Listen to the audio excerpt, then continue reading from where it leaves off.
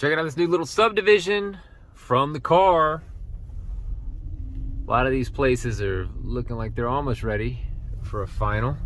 A few of these are ready for pre-drywall. Let's take a quick look. Oh, it's so muddy. I can see with this one, they don't have tape on the straps. Those straps are supposed to be taped up. A lot of these over here are finished up, man. People have moved in. I love seeing that. I really do. A lot of these are getting there. These guys are finished, and these guys are getting ready for the pour. They still got a ways to go. Got the plumbing rough in. Still got to put in the pads and everything. So I wonder how long these trusses are going to be sitting here. Shoot, man, they don't even have a house to put them on yet. They've got all the trusses sitting out uncovered in the dirt. Yeah, with all the rain that's coming, man, you can see rain's coming. Well, I do like this style of development where you've got the back alley where all the cars park, and the front of the house is where, oof, look at that bend.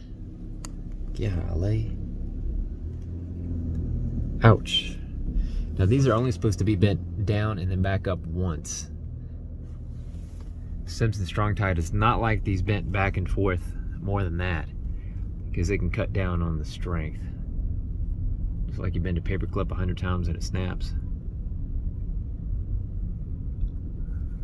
Got the frame up there. Whoa, look at that. All those post tension, those tendons sticking out there, those are supposed to be pulled, stressed, and cut at 7 to 10 days. Oops. You want to do it while the foundation is still a little bit plastic. You know, I mean, you can walk on it, you just can't. It just doesn't have that full 3,000 psi. A little bit of spalling there at those straps. That concrete busting out. It's not too bad. I've seen way worse, way worse. But all that needs to be taped up. Okay, one of these is my job for the day. I'm gonna have to go out front to find the address. So here's my job up here at this little house. First thing I see is all this sheetrock just chilling right there. Somebody dumped it off right in the dirt. It rained this morning. It's gonna rain this evening. All right, well, I'm not impressed that they left all this out. You can see it's wet. It's all damp here. And it's only gonna get wetter because the weather is coming. So just rocking up here. Let's take a quick look inside just to get an idea of how this looks. I normally start on the outside, but just to give you guys, well, all of us sort of a first impression of what this job's gonna look like. Damn. There's the plans. At least there's plans on site. That's a plus, right? Man. Well, it's not the messiest job site that I've been to.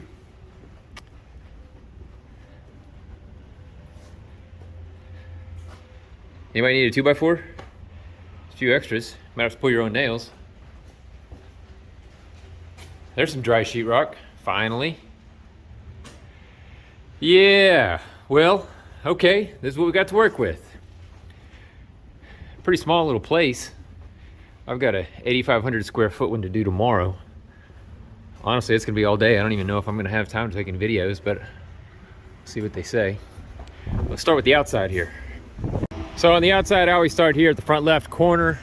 You can see this is the everybody's favorite structural sheathing. And whoa. Oh, wow, that is a beaut. Man, this must have come in from some sort of infill. I know there's a lot of these around, but I say a lot of these. I mean, this is the first one I found this big. Holy smokes, man, that's awesome. All right, so follow me here. We're at the front.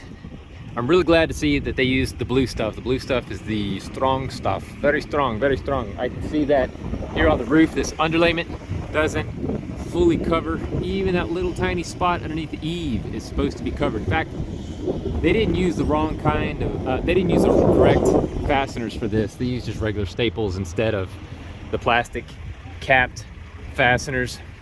One thing I see all the time drives me nuts, man, is they do this at the pre-pour stage. You see this little ledge right here, this little lip? This is to prevent, this paper here is to prevent water from being held against the sheathing. And you can see with this lip here, it's doing exactly what it's not supposed to be doing. It is holding water against that. Now, this is soaking wet down here at the bottom. You can see how it's soaked up into the edge, that corner. Shredded. They missed some staples down here. You gotta make sure it's stapled right if you're gonna use cardboard. You gotta make sure this is on right if you're gonna put on masonry. What the hell? Jesus H. So far the right side looks pretty good. I can see that they've missed a lot of nails in these mud sill anchors.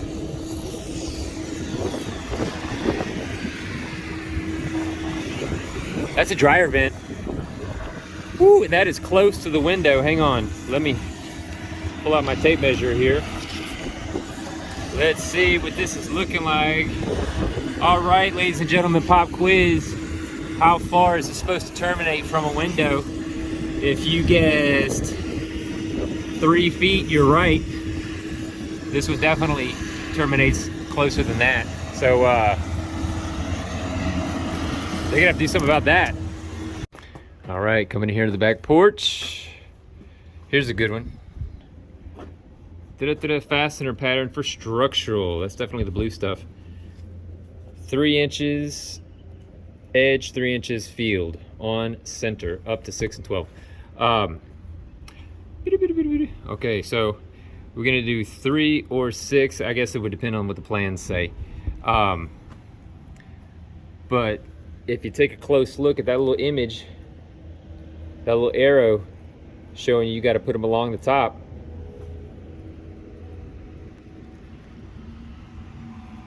Guess what's not along the top? Anywhere here on the back porch. All the way along the back porch. No fasteners. Fasteners are cheap, man. It's the staples, crying out loud. Put them in. Up here they've got these awesome truss screws that they've put in for each of these trusses. These things are like 6.5, 7 inches long. They're solid, man. They've got a lot of holding power. So I'm really happy to see that. Inside the porta potty, you never know what kind of scary stuff you're gonna find.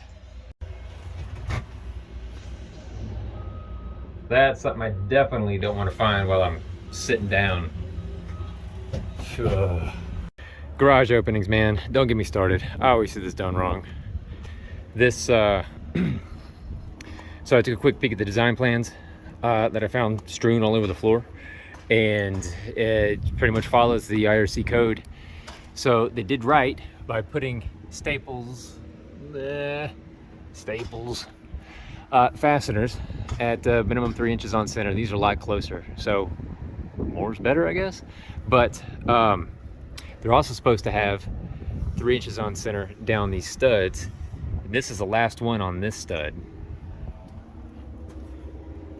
So these studs are supposed to have them all the way down. Plus they're supposed to have the SDHD straps, the hold down straps on the sides there and there coming up. Those get embedded into the frame. I'm looking at some of these other houses to see if I can show you an example. Here, this is what they are, right here. So this is what I'm not seeing. Neighbor's house.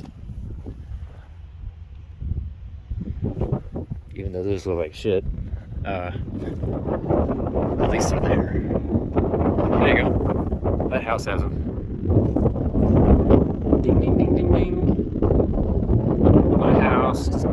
downs. So the other thing is that in addition to those hold downs, they're supposed to have either 2 of these bolts or these 2 anchors. I don't know why they didn't just nail these. They would have been fine nailing these anchors in, these masa anchors. But one bolt's not gonna cut it. So this does not have, at all, does not have the shear strength that it needs. I mean, you can imagine, you've got this big giant wall with a massive hole in it. So all the strength that this wall would normally have to carry is carried on these 2 little legs, right? It's, and the recipe for building these, for designing and building these, is clear cut in the code book. I love it. They make it as simple as possible. It's just, I don't know, it must be, it's practically impossible to get it right. I rarely see it done right. So I'm only gonna point out the juicy bits here at the interior. If you've seen any of my videos, you've seen a lot of the same stuff over and over, and I imagine it gets kind of boring, but the kitchen is always fun. So I guess you see this stud coming up has been cut to accommodate the exhaust vent, and what an awesome job they've done of framing it out with this whatever this thing is. You can see that the reinforcement tie that connects these 2 top plates together, missing a few fasteners. In fact, you've got the wrong fasteners in there. There should be 8 on either side, and I see 1 or 2 missing here. Should be nails as well. So now you're saying, all right, Casey, well, what about the other side? Glad you asked. On the other side, it looks even worse. They've made their own hole, and that foam is pushing it out. Oh God, what a nightmare. So all this needs to be reframed. This portion here, and then that mess, with that top plate. Got up on the drywall for a little boost. So up here in the attic, you got this primary drain line coming out, coming over, nice and insulated as it should be. Got a little space here, but what's it doing? What is it doing? Hang on, let's zoom in. Look at how that drain line dips down and then back up. That is a huge no, because dipping down, making contact with the truss there, coming back up, way back up. Well, it's gonna back up, that's for sure. It's gonna back up so that it comes out of the, oh shit, it's not even gonna come out of the secondary drain line, it's gonna come out of the damn vent. That vent is short. You gotta have your vent higher than that secondary drain line. Or else if it does, and when it does clog at this low spot, it's gonna back up there at that vent. Oof, yeah man, oh, I'm glad we caught that. That was a good one. Ugh. These have all been good ones. This has been a really good house to do an Easter egg hunt in, which is what I feel like I do every day. So, hope you enjoyed it.